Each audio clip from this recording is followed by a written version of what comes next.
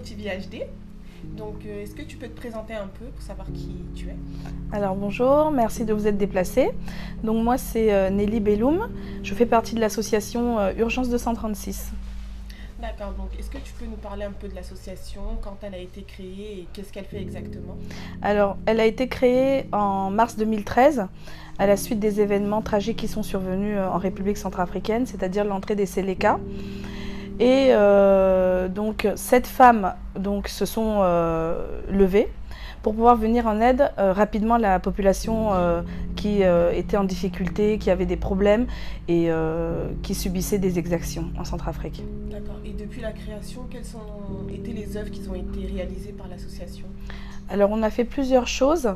Donc on a fait des distributions de denrées alimentaires, de vêtements, de médicaments dans les camps de déplacés en Centrafrique, également dans des orphelinats et dans les hôpitaux pour les enfants. D'accord, et par rapport aux donations, c'est dur de pouvoir récolter des donations ou les gens spontanément ils viennent à vous? Alors, il faut aller les chercher. C'est très difficile, mais on y arrive au fil des ans parce que les gens finalement commencent à nous faire confiance. Parce que ils ont vu nos actions, ils ont vu ce qu'on a fait, qu'on a réalisé, et on est allé au bout de nos actions. Mais on demande toujours aux gens de l'aide, s'ils veulent nous aider, s'ils veulent donner, on est toujours ouvert à toute donation. D'accord, et là, comme ça s'est un peu calmé, l'association, elle marche toujours ou c'est l'apparence en fait, hein, ça c'est pas réellement, les choses ne se calment pas du jour au lendemain comme ça.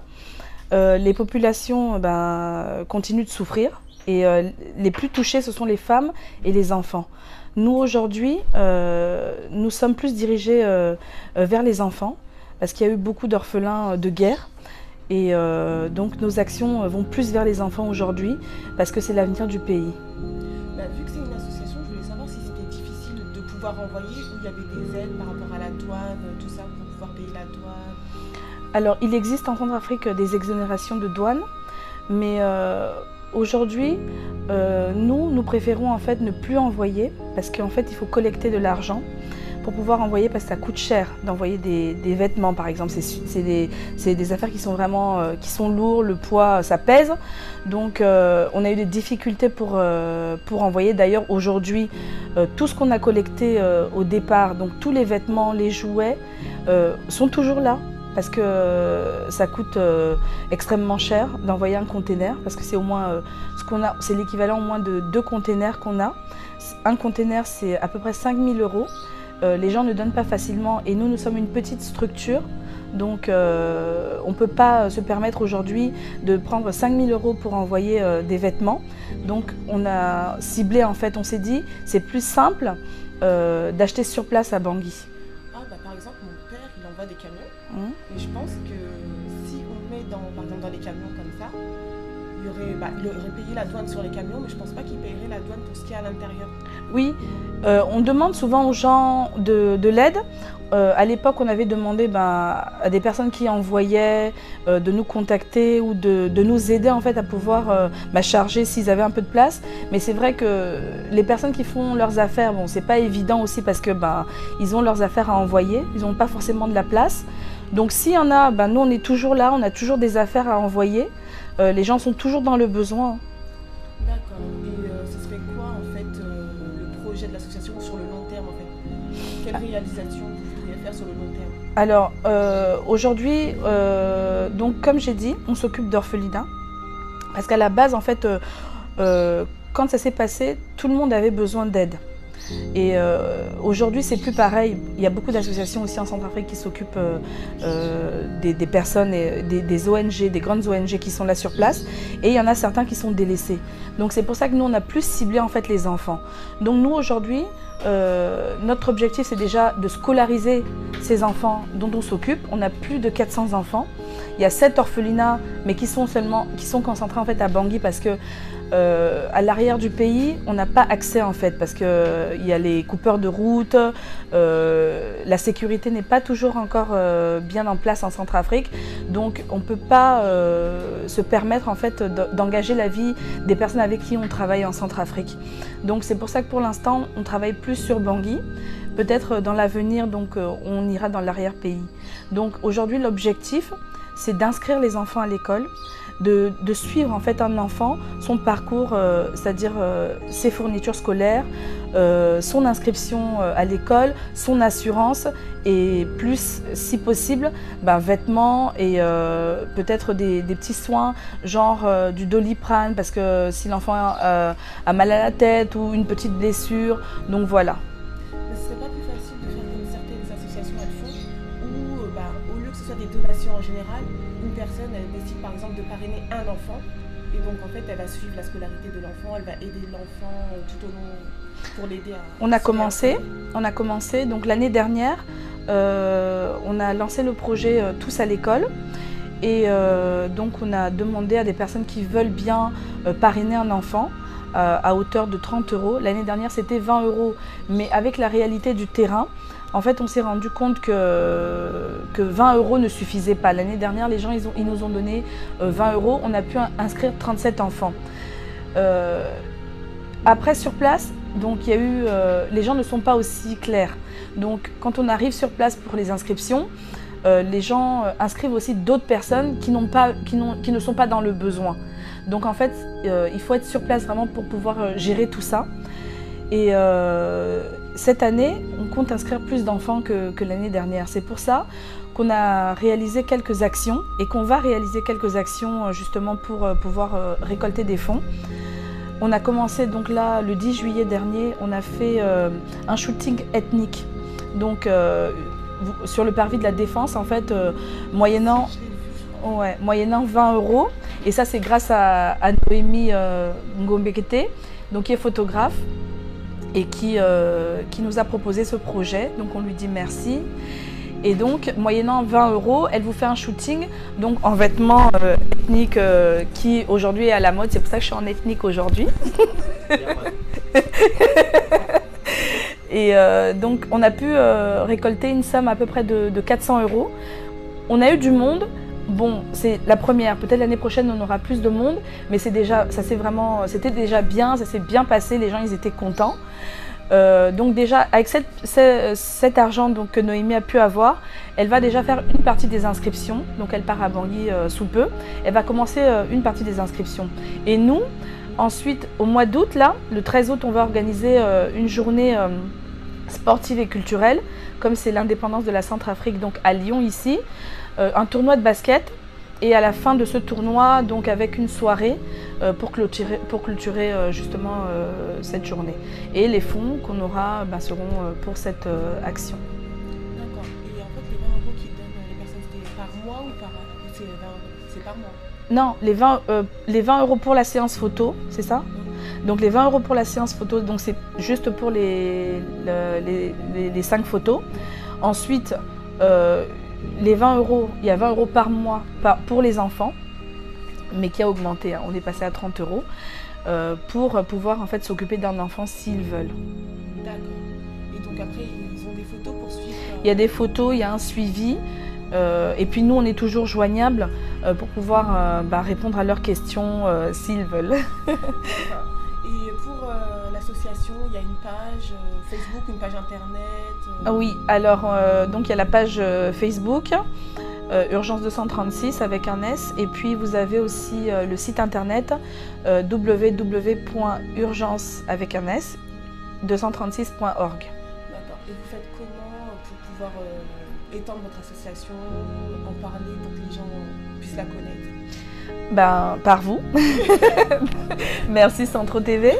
Donc c'est pour ça que j'ai insisté pour pouvoir faire cette interview, pour sensibiliser en fait déjà les Centrafricains. Parce que si on veut un changement aujourd'hui, je pense qu'il faut commencer par soi. Donc pouvoir s'aider entre nous et ensuite pouvoir en parler de bouche à oreille aux autres. D'accord. Et tu penses c'est quoi qui qui retient les gens de pouvoir vraiment participer à ça? Il y a la confiance, parce que il y a beaucoup d'associations en Centrafrique et bon, après il y a des gens qui utilisent ça, qui utilisent la détresse des gens peut-être pour pouvoir en faire un profit. Mais bon, il y en a des bons, il y en a des mauvais comme partout, hein. Donc après c'est une histoire de confiance. Je pense que Urgence 236 quand même a montré qu'on pouvait faire, qu'on pouvait aider avec nos propres moyens, nos petits moyens, parce que nous on ne demande pas d'aide, on fait avec nos propres moyens. Et je pense, enfin, on peut demander des subventions, ça arrivera, mais pour l'instant nous on est sur le principe qu'il faut que nous Centrafricains prenions conscience que les choses ne peuvent que changer par nous. D'accord. Et c'est basé à Lyon seulement Non, on est plusieurs en fait. Donc on est donc à Lyon. Moi je suis la présidente, la nouvelle présidente. L'année dernière on a perdu donc notre présidente Vanessa Sokambi. Donc en même temps je fais un petit hommage à Vanessa, qui était une personne très très battante, parce que malgré la maladie, elle s'est battue pour cette association jusqu'à son dernier souffle. Donc un coucou à sa famille, à son mari, à ses enfants.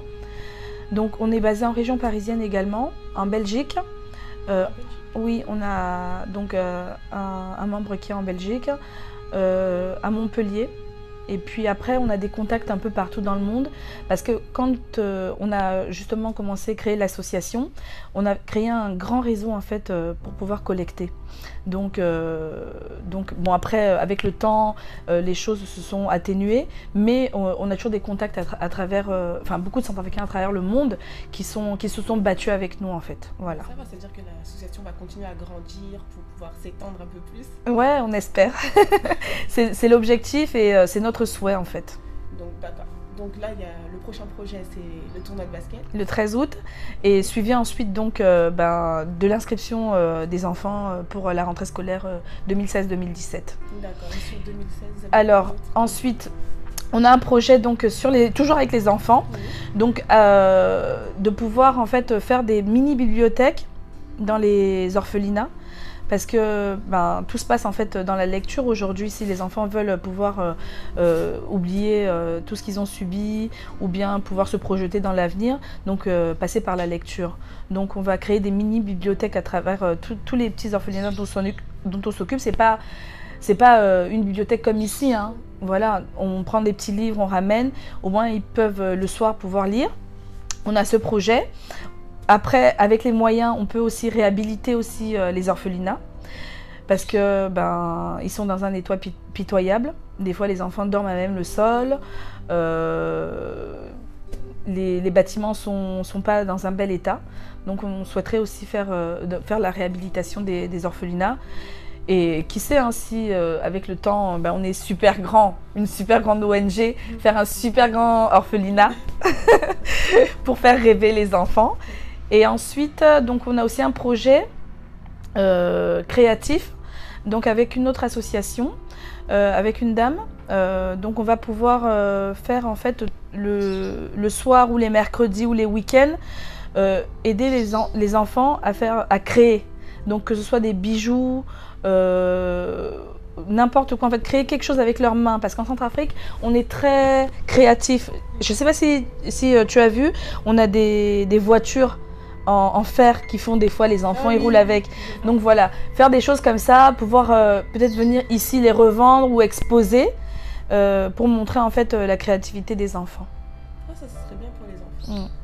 Et je voulais savoir en fait dans la scolarité des enfants, est-ce que c'est dur? Parce que mis à part qu'on paye leur scolarité, mais après pour la nourriture, pour les cahiers, les habits, tout ça, et même vu que c'est des orphelins.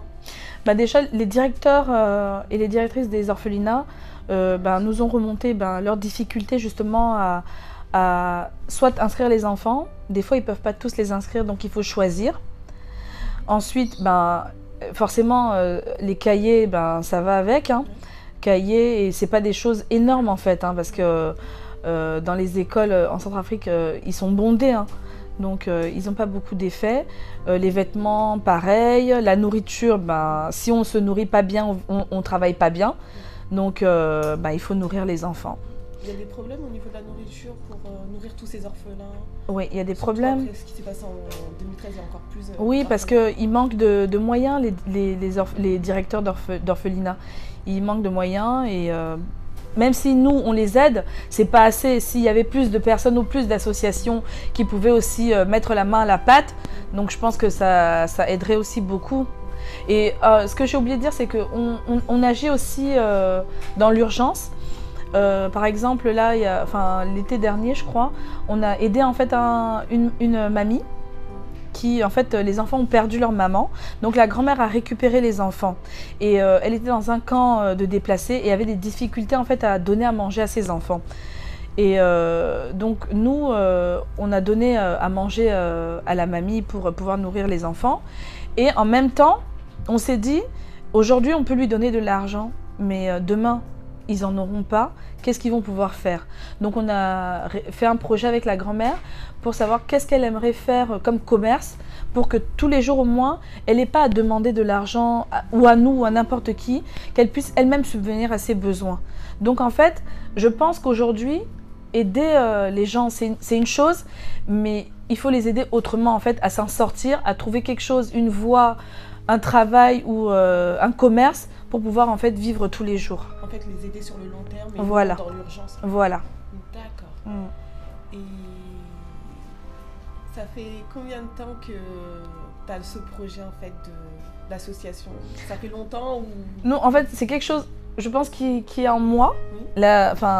Aider les autres. J'aime bien aider les autres. Mais j'avais déjà commencé avant, je militais un peu dans quelques associations, mais c'était pas comme aujourd'hui. Et aujourd'hui, en fait, je peux réaliser ce que j'ai envie de faire en fait à travers Urgence 236. D'accord. En tout cas, merci bien pour tout ça. Et peut-être à bientôt. Oui, on vous attend le 13 août. Pas de soucis. Et en plus, le 13 août, on va réaliser aussi le shooting ethnique. Donc si ça intéresse les gens, ils peuvent venir aussi avec leurs enfants. On communiquera en fait l'adresse du tournoi de basket. Mais je pense que ce sera à Paris-Ly. Ah, d'accord, le shooting, ça sera sur Lyon cette fois-ci. Oui, le 13 août. D'accord. Donc voilà, et puis aidez-nous. Merci à toute l'équipe. Merci à Urgence 236. Merci à tous ceux qui nous ont aidés et qui continuent de nous aider. Voilà. Voilà. Merci. À bientôt.